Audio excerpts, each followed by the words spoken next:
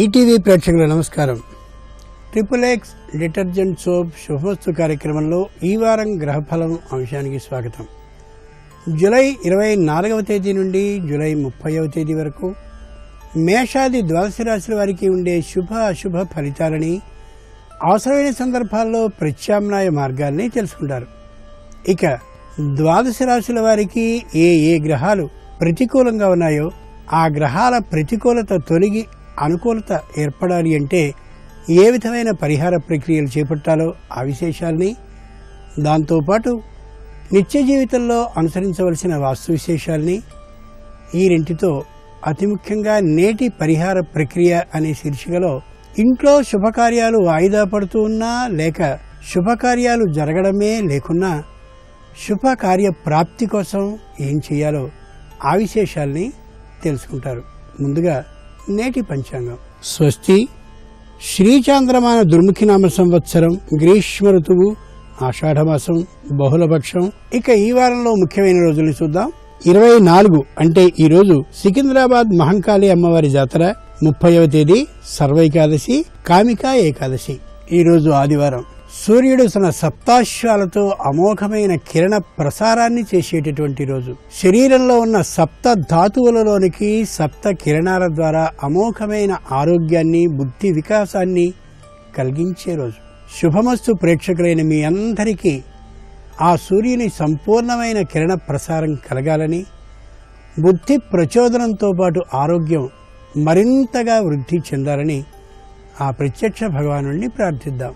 ఛాయే సూర్యమనంతకోటికిరణం తేజోమయం భాస్కరం భక్తానభయప్రదం దినకరం జ్యోతిర్మయం శంకరం కాలాత్మా సర్వభూతాత్మా వేదాత్మా విశ్వతోముఖః జన్మ మృత్యుజరా వ్యాధి సంసార భయనాశనం బ్రహ్మస్వరూపమూర్తయే మజ్జాహ్నేతు మహేశ్వరం సాయం ఛాయే సదా విష్ణుం త్రిమూర్తిం చ దివాకరం.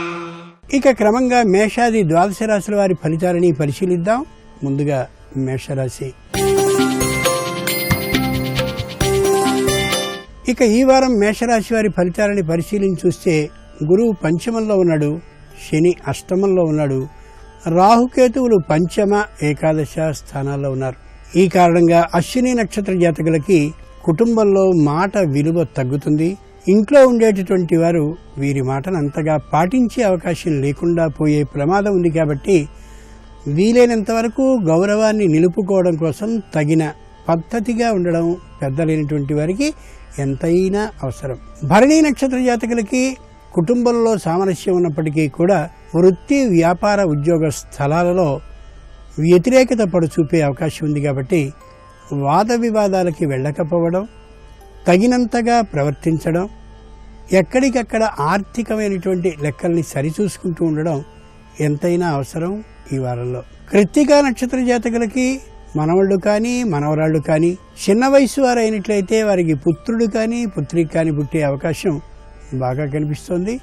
సుఖ సంతోషాలతో గడపగలుగుతారు ఈ వారాన్ని. ఈ వారం ఈ రాశివారు ఆదిత్య హృదయ స్తోత్రాన్ని పఠిస్తూ కాలాన్ని గడపడం ఉత్తమం. మేషరాశి వారికి ప్రధాన ప్రతికూల గ్రహం శని. ఆ కారణంగా నల్ల నువ్వుల్ని దానం చేయడం ఉత్తమం.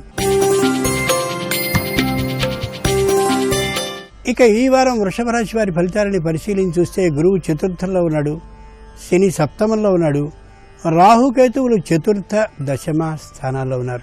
ఈ కారణంగా కృత్తికా నక్షత్ర జాతకులకి వ్యాపారం దాదాపు ఈ వారంలో కలిసి రాదనే చెప్పాలి.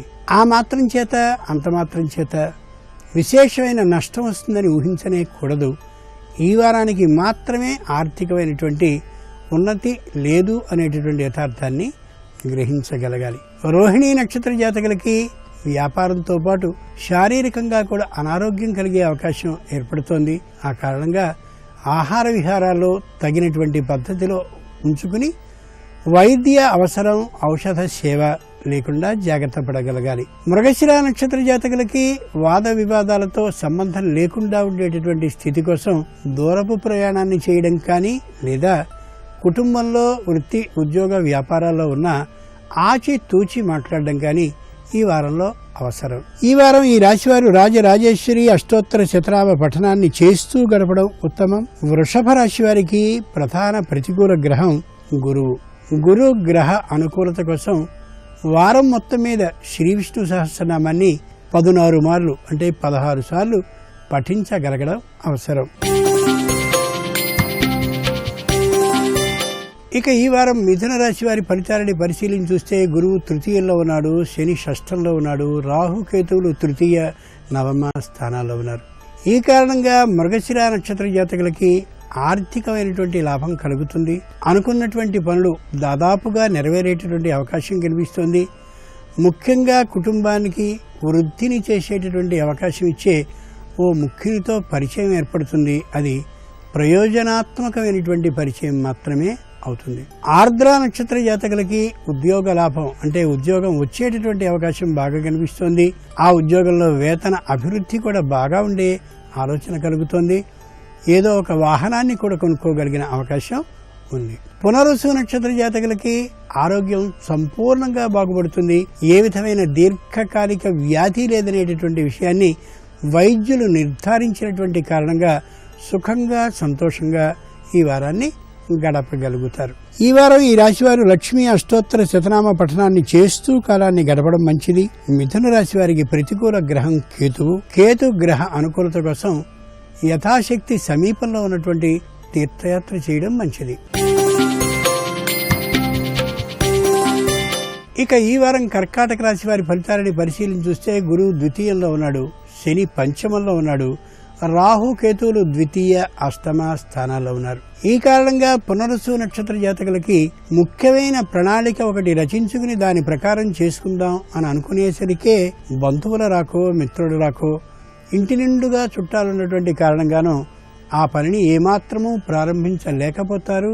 ఈ వారంలో పుష్యమి నక్షత్ర జాతకులకి రాకపోకల శ్రమ, అనవసరమైనటువంటి కాలక్షేపం, వ్యర్థమైనటువంటి ప్రసంగాలతో ఈ వారం క్రియాశూన్యంగా పని ఏమాత్రమూ లేకుండా గడిచిపోతుంది. ఆశ్లేష నక్షత్ర జాతకులకి అనారోగ్యం కలిగిందేమో అనేటటువంటి ఆలోచనతో వైద్యుల చుట్టూ తిరగడంతో ఈ వారం సంపూర్ణంగా నష్టపోయినట్లుగానే భావించుకోగలగాలి. ఆ కారణంగా ఔషధ సేవ లేకుండా ఉండేలా ఆహార విహారాల్లో నియంత్రణ చేసుకోవడం ఎంతకు ఎంతైనా మంచిది. ఈ వారం ఈ రాశివారు నవగ్రహ స్తోత్ర పఠనాన్ని చేస్తూ కాలాన్ని గడపడం శ్రేష్టం. కర్కాటక రాశి వారికి ప్రధాన ప్రతికూల గ్రహం రాహు.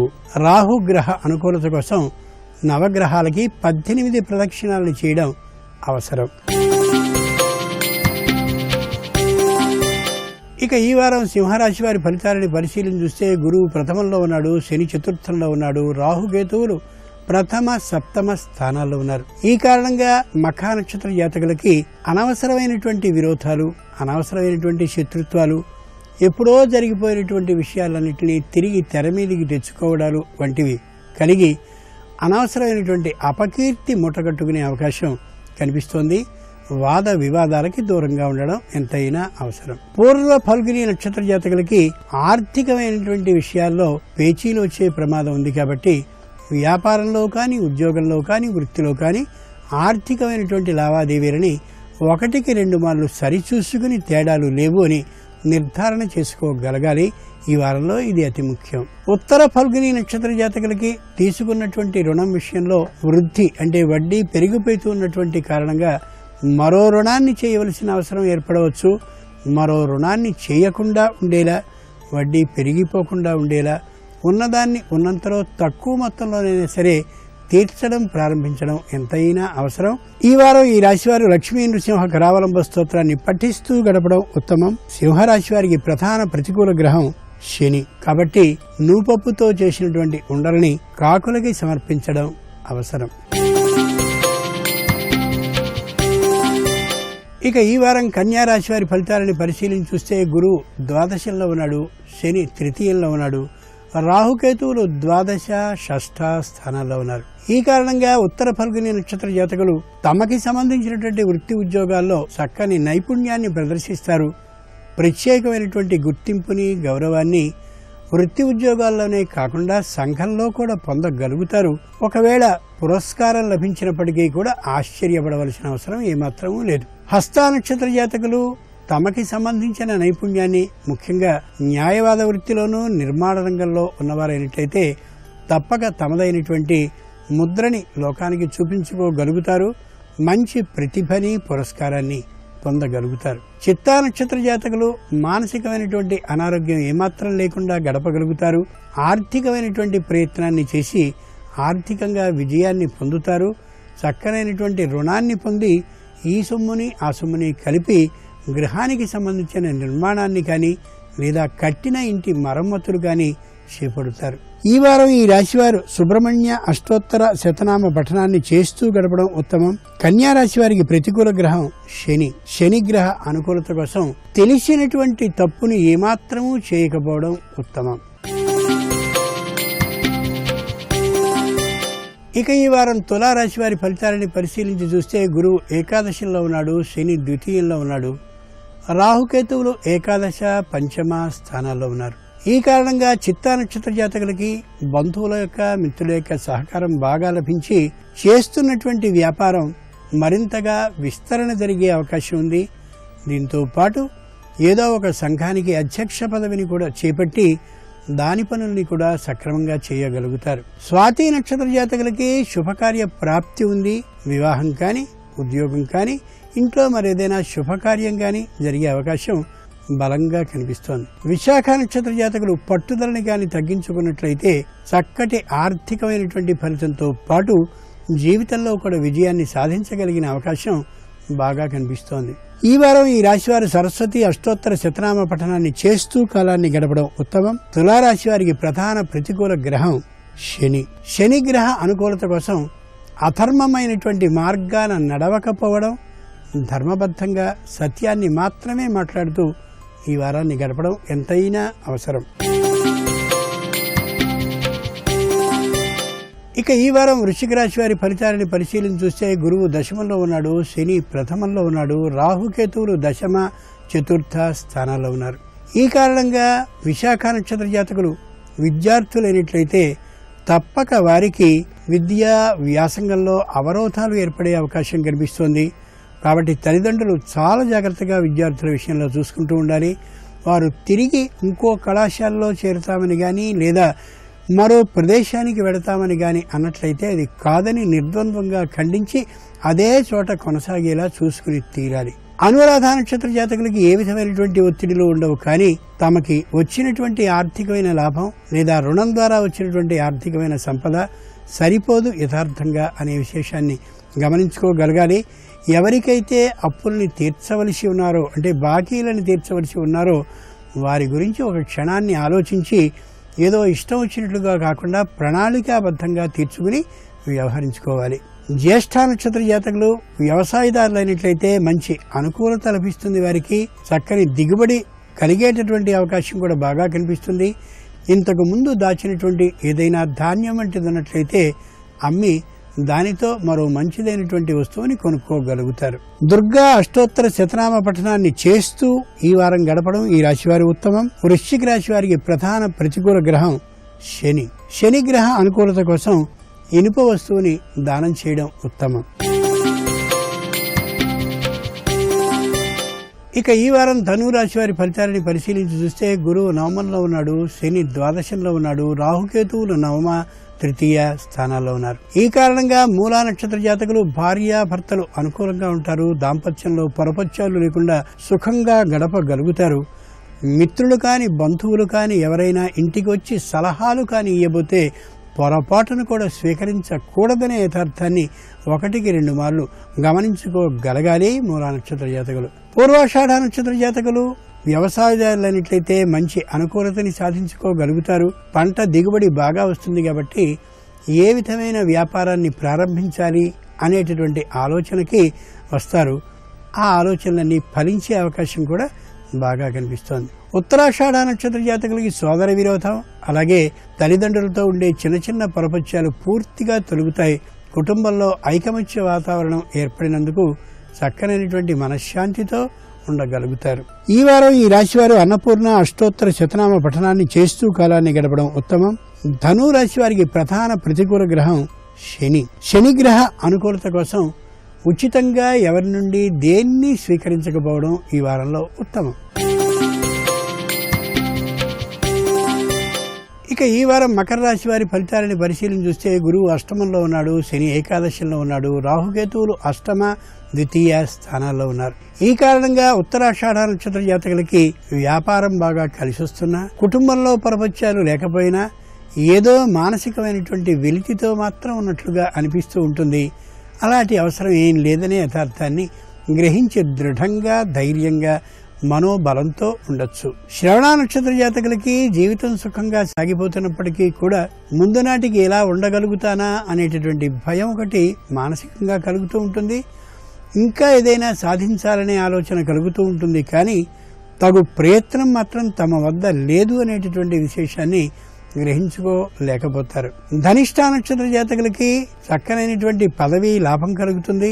పదవిలో కొత్తవైన వేటినో చేయదలిచి ఉన్నప్పటికీ కూడా ప్రధానమైనటువంటి శత్రుపక్షాలు ఆ కార్యక్రమాన్ని చేయనీయకపోతున్నటువంటి కారణంగా తాత్కాలికమైనటువంటి మనః అశాంతి ఏర్పడుతుంది.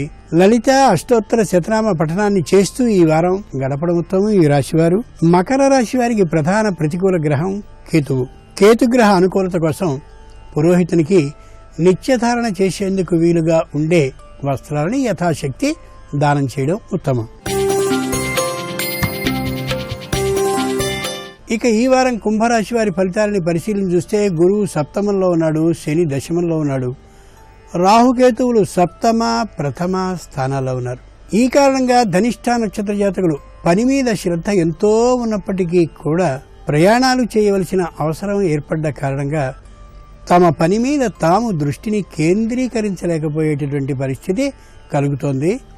ఆ కారణంగా జాగ్రత్తగా ఉండి తీరాలి. శతభిష నక్షత్ర జాతకులు ఆరోగ్యాన్ని జాగ్రత్తగా రక్షించుకోవాలి అని అనుకున్నప్పటికీ కూడా విందులు వినోదాలు కారణంగా ఆరోగ్య విషయంలో అప్రమత్తంగా ఉండలేని స్థితి ఏర్పడుతుంది. అందుకని తగుమాత్రపు జాగ్రత్తని పాటించడం ఎంతైనా అవసరం. పూర్వభద్ర నక్షత్ర జాతకులు తమకి సంబంధించినటువంటి పై పరీక్షలకి అలాగే పోటీ పరీక్షలకి సిద్ధపడదాం అని అనుకున్నప్పటికీ కూడా బంధువుల యొక్క రాకతో అలాగే కొన్ని శుభకార్యాలకి వెళ్లవలసి వచ్చినటువంటి పరిస్థితి కారణంగాను మొత్తానికి పరీక్షలకి సిద్ధం కాలేకపోయే పరిస్థితి ఉంది. అందుకని తమ గురించిన ఆలోచనని ఒక్కసారి తాము చేసుకోగలగాలి. ఈ వారం ఈ రాశివారు ఆంజనేయ అష్టోత్తర శతనామ పఠనాన్ని చేస్తూ కాలాన్ని గడపాలి. కుంభరాశి వారికి ప్రధాన ప్రతికూల గ్రహం గురువు. గురుగ్రహ అనుకూలత కోసం మొలక ఎత్తని శనగల్ని దానం చేయడం ఉత్తమం. ఇక ఈ వారం మీనరాశి వారి ఫలితాలని పరిశీలన చూస్తే గురువు షష్ఠంలో ఉన్నాడు, శని నవమంలో ఉన్నాడు, రాహుకేతువులు షష్ఠ ద్వాదశ స్థానాల్లో ఉన్నారు. ఈ కారణంగా పూర్వభాద్ర నక్షత్ర జాతకులు భూమిని కానీ గృహాన్ని కానీ భూమితో పాటు గృహాన్ని కానీ తప్పక కొనుక్కునే అవకాశం బలంగా కనిపిస్తోంది. ప్రయత్నాన్ని కానీ చేసినట్లయితే ఇది అసాధ్యం ఏమాత్రం కాదు, సాధ్యమే. ఉత్తరాభాద్ర నక్షత్ర జాతకులకి వ్యాపారం కొత్తది ప్రారంభించాలనే ఆలోచన కలిగి దానికి సంబంధించినటువంటి పెట్టుబడి కోసం భాగస్వాములు అందరూ సిద్ధమయ్యేటటువంటి అవకాశం బాగా కనిపిస్తోంది. వ్యాపార ప్రారంభానికి కావలసినటువంటి పూర్వ ప్రక్రియ అంతా చేసుకోవడం చక్కగానే ఉంటుంది, అనుకూలంగానే ఉంటుంది. రేవతి నక్షత్ర జాతకులకి కుటుంబంలో సుఖశాంతి బాగా ఏర్పడుతుంది. గృహానికి సంబంధించిన చిన్నదైనటువంటి మరమ్మతులు అలాగే విద్యార్థులకి సంబంధించినటువంటి కొత్తమైనటువంటి పుస్తకాల కొనుగోళ్లు, వాళ్ళకి సంబంధించిన ఆర్థికమైనటువంటి నిలవలు గురించిన ఆలోచన చేసి తప్పక వాటిని పూర్తి చేయగలుగుతారు ఈ వారంలో. ఈ వారం ఈ రాశివారు గణేష అష్టోత్తర శతనామ పఠనాన్ని చేస్తూ కాలాన్ని గడపడం ఉత్తమం. మీనరాశి వారికి ప్రధాన ప్రతికూల గ్రహం గురువు. గురుగ్రహ అనుకూలత కోసం అవకాశం ఉంటే ఈ వారంలో సమీపంగా ఉండేటటువంటి నదిలో స్నానాన్ని చేసి దైవ దర్శనాన్ని చేసి రావడం ఉత్తమం.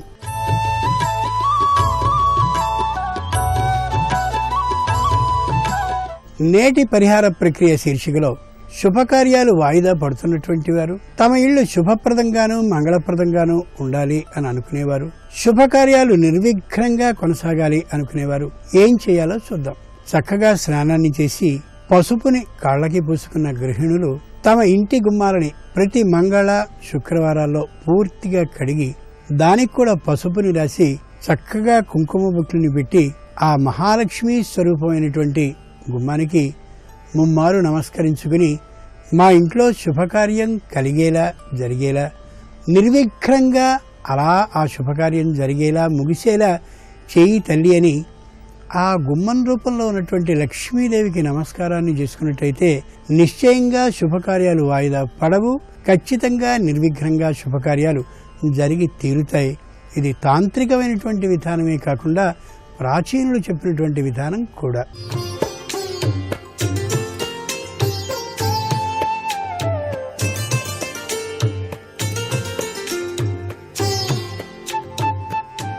XXX డిటర్జెంట్ సోప్ శుభమస్తు కార్యక్రమంలో గృహబలం అంశానికి స్వాగతం. చక్కటి గృహం కట్టారు, కాంపౌండ్ వాల్ కూడా అద్భుతంగానే ఉంది.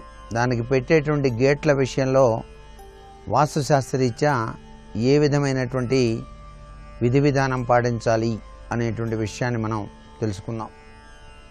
ఒక్కొక్క ఇంటికి ఒక్కో రకమైనటువంటి గేట్లు అందాన్ని ప్రసాదిస్తూ ఉంటాయి. గేట్ల డెకరేషన్లో కూడా శుభం క్షేమం అనేటువంటి గుర్తుగా స్వస్తిక్ గుర్తు ఐశ్వర్యదాయకంగా గుర్తుంచుకోవటం చాలా మంచిది. ప్రహరీ గేట్లు ఉచ్చ నీచ అని చెప్పేసి రెండు రకాలుగా చెప్పచ్చు.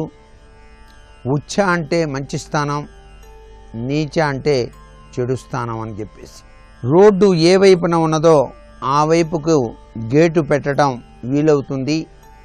అయితే స్థలానికి అన్ని పక్కల కూడాను రోడ్లు ఉంటే అన్ని పక్కల కూడా గేట్లు పెట్టాలనేటువంటి నియమం మాత్రం ఏం లేదు. ఆ రోడ్లు తూర్పు ఉత్తరాలు ఉన్నప్పుడు 2 గేట్లు పెట్టడం ఉత్తమం. తూర్పు వైపు రోడ్డు, ఉత్తరం వైపు రోడ్డు ఉన్నప్పుడు, ఉత్తర పడమరలు రోడ్లు ఉన్నప్పుడు ఉత్తరాన గేటు పెట్టడం చాలా మంచిది. తూర్పు ఈశాన్యం గేటు వలన పుత్ర సంతతి అభివృద్ధి, వివాహాది శుభకార్యాలు, ఉద్యోగంలో ఉన్నతి, ఆయుష్మాన్ భవ ఆయుష్ కూడా పెరుగుతుంది. అదే తూర్పు ఆగ్నేయ గేటు వలన విపత్కరవంతమైనటువంటి పరిస్థితులు ఏర్పడతాయి. ఉద్యోగాల్లో వివాహాది శుభకార్యాల్లోనూ కూడా ఆలస్యం అవుతుంది. సంతాన విషయంలో కూడా అనేక విపత్కరమైనటువంటి పరిస్థితులు ఏర్పడతాయి. ఉత్తర దిక్కు గేటు ప్రహరికి ఉత్తర మధ్య నుండి ఉత్తర ఈశాన్యం వరకు ఉన్న భాగంలో ఎక్కడ పెట్టినప్పటికీ ఇబ్బంది లేదు. కానీ ఉత్తర ఈశాన్య గేటు అధిక లాభాన్ని మనకు ప్రసాదిస్తుంది అని చెప్పేసి గుర్తుపెట్టుకోండి. ఉత్తర మధ్యలో గేటు ఉంటే ఉత్తర ఈశాన్య గేటు ఉంచాలి. ఉత్తరం మధ్య చిన్న గేటు, ఈశాన్యంలో పెద్ద గేటు ఉంచడం కూడా మంచిదే. గృహానికి ఉత్తర ఈశాన్యం సింహద్వారం మంచిని కలిగిస్తుంది. అయితే దానికి ఎదురుగా ఉండే ప్రహరీ గేటు ఉత్తర వాయువ్యంలోకి మాత్రం వెళ్ళకూడదు.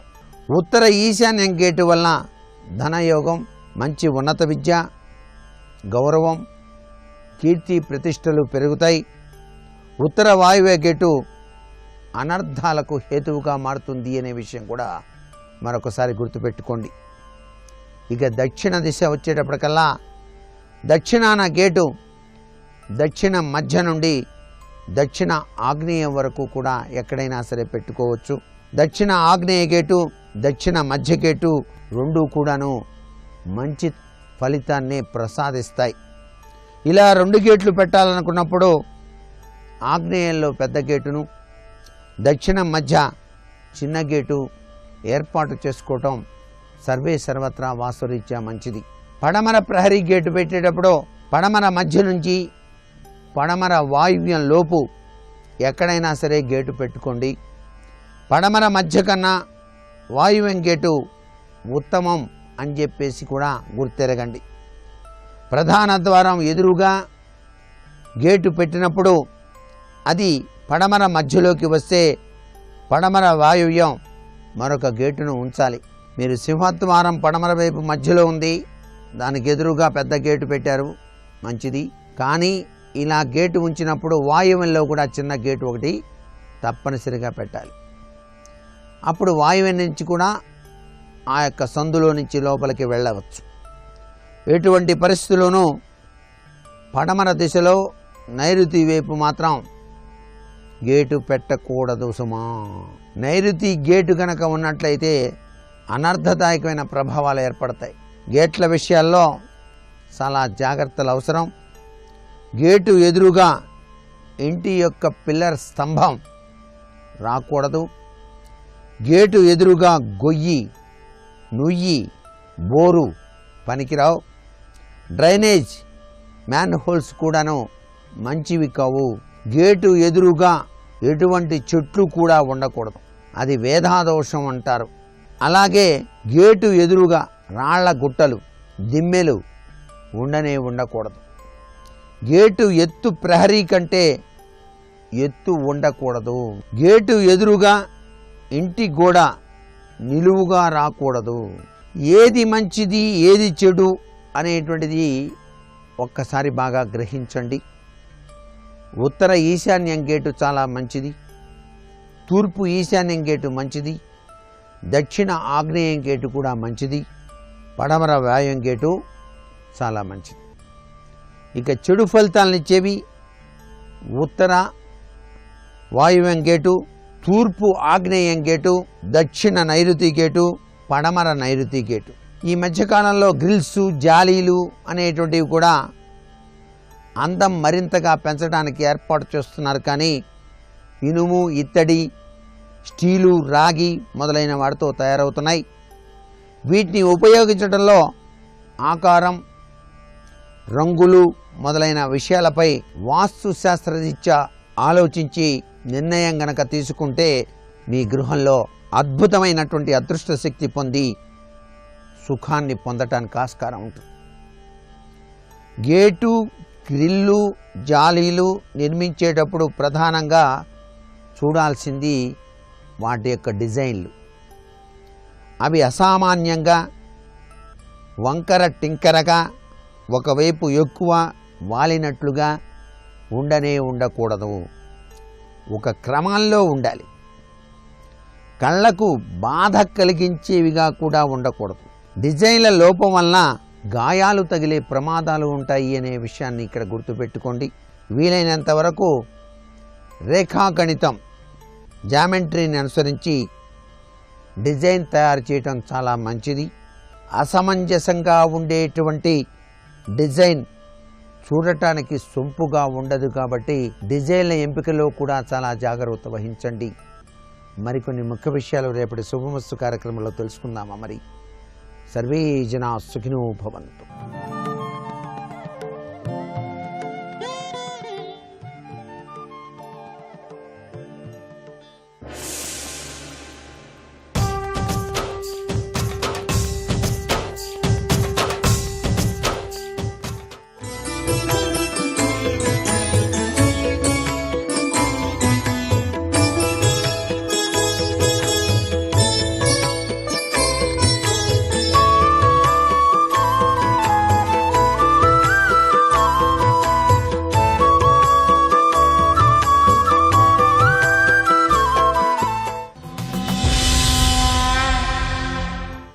వస్త్రాపహరణం జరిగినటువంటి సందర్భంలో అకస్మాత్తుగా భీముడు పైకి లేచి ప్రతిజ్ఞ చేశాడు.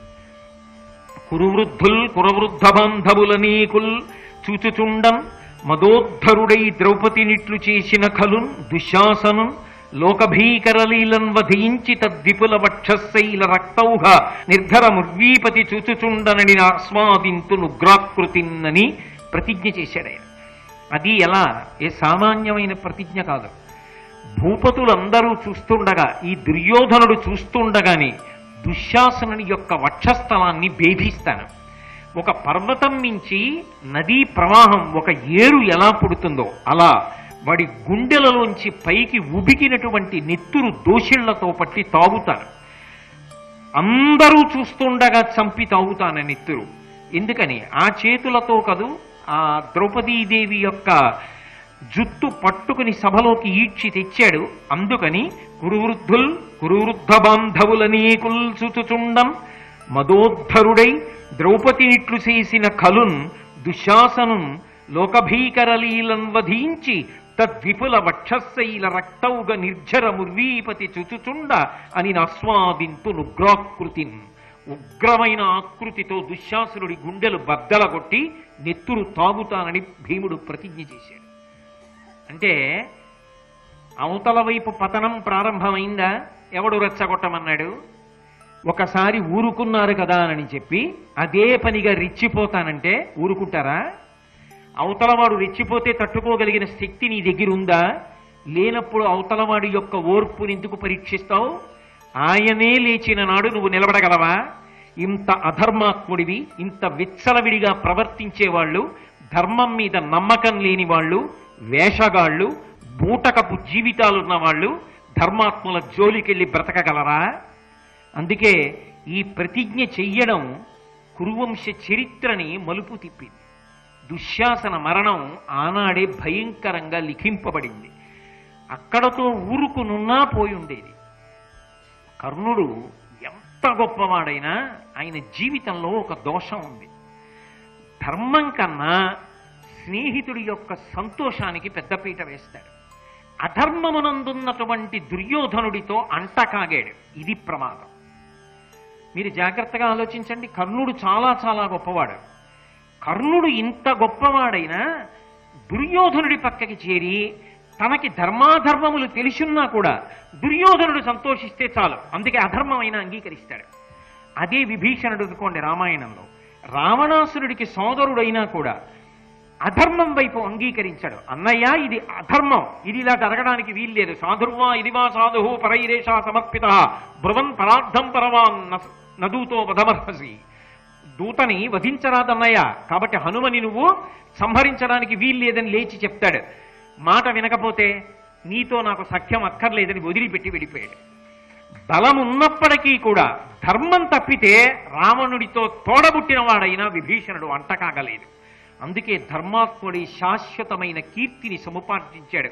మా అన్న కదా అని కుంభకర్ణుడు రాజీ పడ్డాడు. రాజీ పడిన కుంభకర్ణుడు ఏమైపోయాడు? పడిపోయాడు ఆ రామరావణ యుద్ధంలో. కానీ ధర్మాన్ని నమ్ముకొని అన్నగారు ధర్మం తప్పిపోయినప్పుడు నేను ఆయనతో అంట కాగను అని వెళ్ళిపోయిన విభీషణుడి యొక్క ఖ్యాతి నిలబడిపోయింది. కానీ కర్ణుడు భారతంలో అలా చెయ్యలా.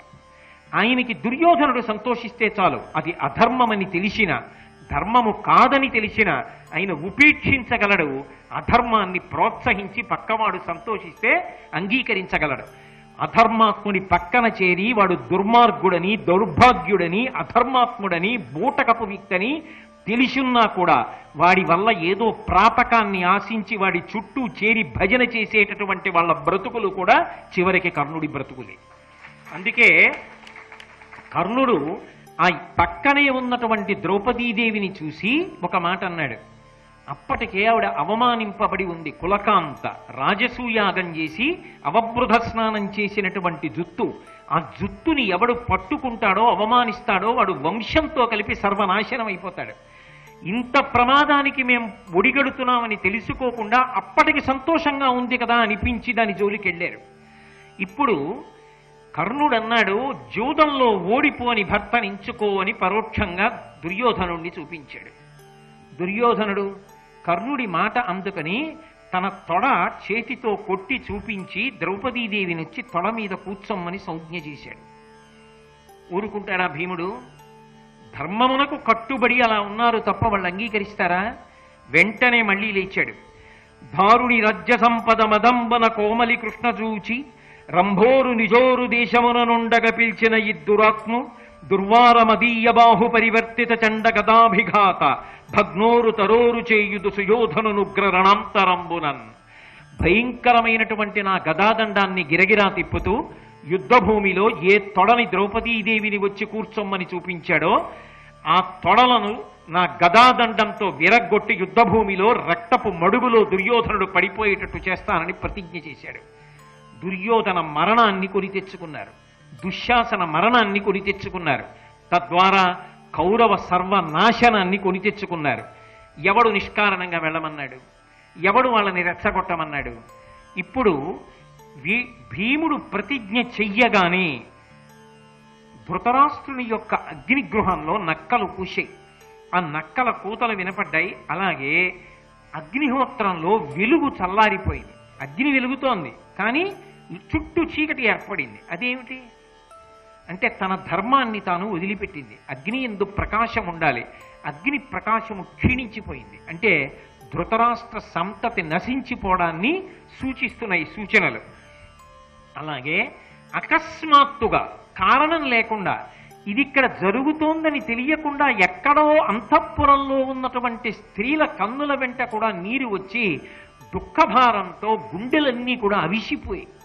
అంటే రాబో కాలంలో ఈ 100 కూడా పడిపోయేటటువంటి రోజు, దానికి కావలసినంత పాపాన్ని ఇవాళ మూట కట్టుకున్నారు. పొద్దున్న తిన్న సద్దన్నం మధ్యాహ్నం వరకు సరిపోయినట్టు తాము చావడానికి కావలసినంత పాపాన్ని కౌరవులు వండుకున్నారు ఆ రోజున.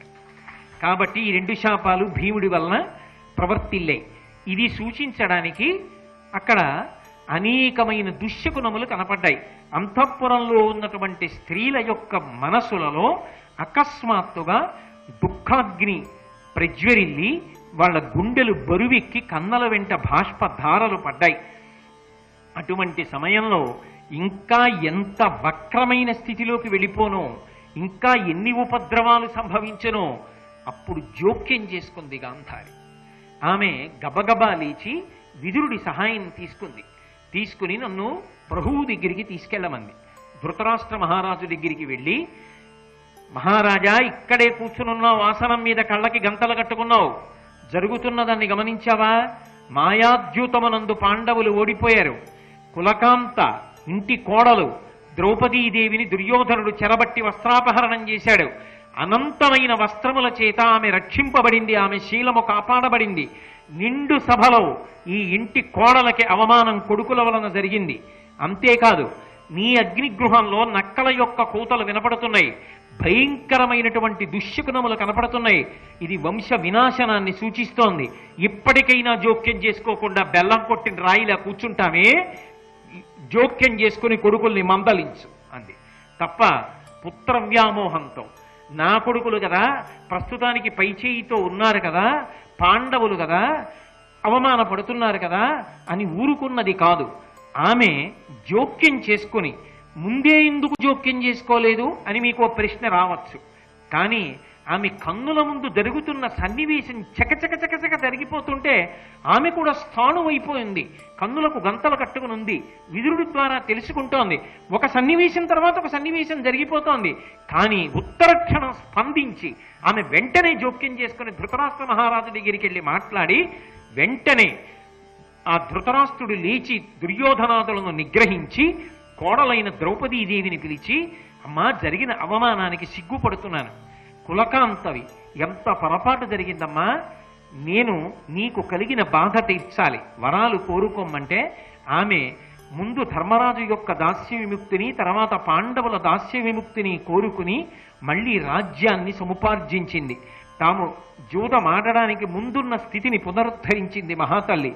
కాబట్టి అసలు మహాభారతంలో ఒక సన్నివేశం అగ్ని అంటుకుని ఇంటిని తగలబెట్టేయడానికి సిద్ధపడిపోతుంటే, ఇక అది చాలా వికృతమైనటువంటి స్థితి, దారుణమైన స్థితికి వెళ్ళిపోతుంటే గాంధారి జోక్యం చేసుకుని ఉండకపోతే పరిస్థితి ఏమయ్యేది అన్నది చెప్పడం సాధ్యం కాదు. ధృతరాష్ట్రుడి దగ్గరికి వెళ్ళి ఆయనని జోక్యం చేసుకోమని ఉత్తర క్షణంలో ఆపింది ఎవరు అంటే గాంధారి. మహాభారతంలో గాంధారి యొక్క వైశిష్ట్యం గురించి నేను మాట్లాడుతున్నాను. ఆమె పరమధర్మమూర్తి. మానవ సహజమైనటువంటి లోపములను చాలా వాటిని ఆమె అధిగమించింది. ఎందుకని అంటే పుట్టుకతోనే మన ప్రమేయం లేకుండా అనేకమైనటువంటి బలహీనతలు ఏర్పడతాయి. అరిషడ్వర్గములు కామక్రోధశ్చ లోభశ్చ దేహీ తిష్టంతి తస్కరాహ జ్ఞానరత్నాపహారాయ తస్మాత్ జాగ్రత్త జాగ్రత్త అంటారు శంకర భగవత్పాదులు. వాటిని పొందడానికి ప్రత్యేకం శిక్షణ ఏం అవసరం లేదు. కామము, క్రోధము, లోభము, మదము, మోహము, మాత్సర్యము ఇటువంటివన్నీ పుట్టుకతోనే ఏర్పడతాయి. ఇవి కాక వాసనాబలం ఉండనే ఉంటుంది. కానీ మాతృ సంబంధంగా తనకి పుత్రులు వేళ్ల పట్టున కలగలేదనేటటువంటి ఆక్రోశంతో ఆమె ఉదరతాడనం చేసుకోవడం వినా గాంధారి యొక్క వ్యక్తిత్వాన్ని పరిశీలనం చేస్తే అదొక మకుటాయమానమైనటువంటి వ్యక్తిత్వం. ఆమె స్త్రీ అయినప్పటికీ కూడా అనితర సాధ్యమైనటువంటి రీతిలో పుట్టినింట పరమేశ్వరుణ్ణి పూజ చేసి ఆయన సంతోషించేటట్టుగా ప్రవర్తించి శివసాక్షాత్కారమును పొంది దాని వలన 101 మంది సంతానాన్ని పొందేటట్టుగా వరం పొందినటువంటి మహాభక్తురాలు. అన్నిటినీ మించి గొప్ప ధర్మపక్షపాతి. ఆమెకి ధర్మం అంటే ప్రాణం. ఎక్కడ ధర్మం ఉంటుందో అక్కడ నిలబడుతుంది తప్ప ధర్మం కన్నా వ్యతిరేకంగా, ధర్మం కన్నా అతీతంగా ఏదో వ్యక్తిగతంగా తనకు ఒక ప్రయోజనం కలగాలని కోరుకోనటువంటి తల్లి. అది అంత తేలికైనటువంటి విషయం కాదు. ఒకానొకప్పుడు మహాభారతంలో ఒక జటిలమైనటువంటి సమస్య ఏర్పడింది. అది సమస్య ఒక్కటే కాదు, నిజానికి కృష్ణ భగవానుడంతటి వాడికి కూడా ఆగ్రహం తెప్పించినటువంటి సంఘటన. ఎందుచేత అంటే శ్రీకృష్ణుడు రాయబారం నడపడానికి వచ్చాడు. పాండవుల పనుపున మాట్లాడుతున్నాడు. సభ అనేటప్పటికీ ఒక మర్యాదతో కూడుకున్న వ్యవస్థ. ఏదో బయట వాన పడుతోంది కాబట్టి లోపలికి వచ్చినట్టుగా ఒక సభలోకి ప్రవేశించేటటువంటి వాడు ప్రవేశించకూడదు. అందరూ అర్హులే అన్న మాట సభకి నిజానికి ఉండదు. ఒక సభలో ప్రవేశించాలి అంటే ఆ సభ పట్ల ఒక గౌరవం ఉండాలి. సభ శివస్వరూపం. సభాభ్య సభాపతిభ్యశ్చ వో నమో నమో అంటోంది యజుర్వేదం. ఒక సభలోకి ప్రవేశించడం, ఒక సభలో కూర్చోవడం, ఒక సభలో మాట్లాడడం, ఒక సభలో వినడం కొన్ని అర్హతలు ఉన్నవాళ్లు తప్ప చెయ్యగలిగినవి కావు. దానికి ఒక క్రమశిక్షణ ఉండాలి, ఒక మర్యాద పాటించాలి. ఆ మర్యాద పాటించడంలో దుర్యోధనుడు విఫలమయ్యాడు. తనకి అనుకూలంగా అన్నిటినీ కృష్ణుడు ప్రతిపాదన చెయ్యలేదని, పాండవుల వైపు మాట్లాడుతున్నాడని పక్కన చేరినటువంటి దుశ్శాసనుడు నువ్వు ఇలాగే సభలో కూర్చుని వింటుంటే ఆఖరికి కృష్ణ భగవానుడికి నువ్వు వశవర్తి అయ్యేటట్టుగా చేస్తారు మీ తండ్రి భీష్ముడు మొదలైన వారు. అందుకని అసలు ఈ సభలో నువ్వు ఉండవద్దు. ఈ సభని బహిష్కరించి సభలోంచి లేచి నడిచి బయటికి వెళ్ళిపోదాం అన్నాడు. ఆ మాట విన్నాడు దుర్యోధనుడు. విని ఒక పక్క కృష్ణుడు మాట్లాడుతుండగా భీష్మద్రోణాది మహాపురుషులందరూ సభలో కూర్చుని ఉండగా తాను లేచి బయటికి వెళ్ళిపోయాడు. అంటే ఒక సభలో పెద్దలు కూర్చుని మాట్లాడుతుండగా తమకు అనుకూలమైన అనుకూలము కాకపోయినా చర్చలో పాలు పంచుకోవడం, పరమ మర్యాదతో అభిప్రాయాన్ని వ్యక్తం చెయ్యడమే తప్ప ఏ కారణం చేత సభని విడిచిపెట్టి మధ్యలో బయటికి వెళ్ళిపోవడం అనేటటువంటిది గర్హనీయమైన విషయంగా పంచమవేదమైన భారతం గుర్తించింది. దానికి కృష్ణ భగవానుడంతటి వాడు ఆగ్రహం చెందాడు. ఇంతమందిని సభలో ఉండగా మాట్లాడుతుండగా మధ్యలో లేచి వెళ్ళిపోవడం ఏమిటి? మధ్యలో లేచి వెళ్ళకూడదు. ధౌమ్యుడు విరాట పర్వంలో ఒక సభకి ఉండవలసినటువంటి నియమం చెప్తాడు. ఒక పరిపాలకుడు ముందు కూర్చున్నప్పుడు, ఒక అధికారి ముందు కూర్చున్నప్పుడు పరమ మర్యాదతో కూర్చోవాలి. ఆయన ఏం చెప్తున్నారన్న విషయాన్ని చాలా జాగ్రత్తగా పట్టుకోవాలి. ఆవలింత తుమ్ము హాసంబు అంటాడు ధౌమ్యుడు. అధికారి ముందు కానీ పరిపాలకుడి ముందు కానీ కూర్చుని ఆవలించడం, తుమ్మడం, అక్కర్లేని నవ్వులు నవ్వడం, అప్రస్తుత ప్రసంగాలు చెయ్యడం, మాట్లాడుతున్న దాన్ని ఎక్కువ వినాలి, చాలా తక్కువ మాట్లాడాలి. అభిప్రాయం అడిగితే మాట్లాడాలి తప్ప అనవసరంగా తగినంత కారణం లేకుండా జోక్యం చేసుకుని మాట్లాడకూడదు.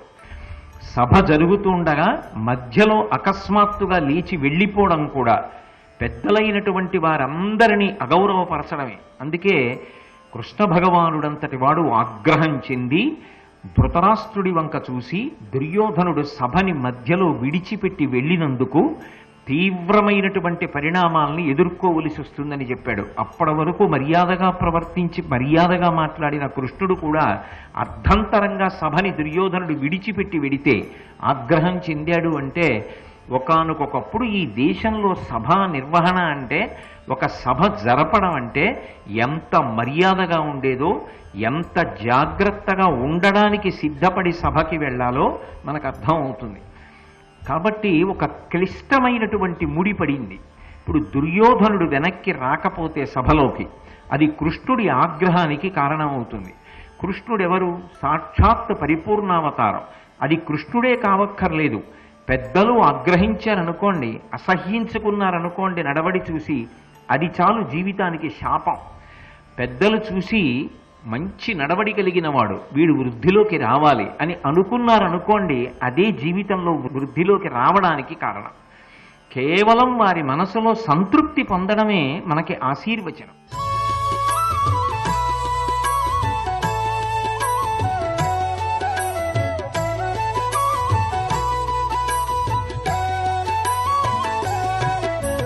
సర్వం శ్రీ ఉమామహేశ్వర పరబ్రహ్మార్పణమస్తు.